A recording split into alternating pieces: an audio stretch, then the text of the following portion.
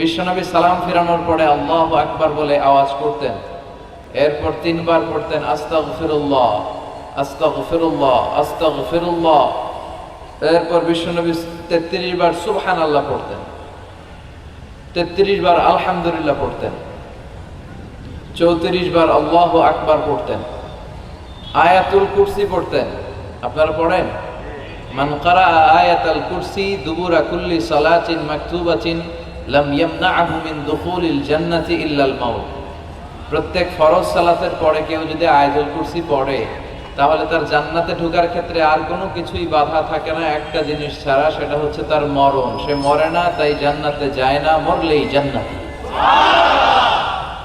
কি সুন্দর সুন্দর দোয়া, এগুলো আমরা পড়ি না। বিশ্বনবী তাসবিহগুলো আঙ্গুলের গিড়ায় পড়তেন। কোথায় পড়তেন?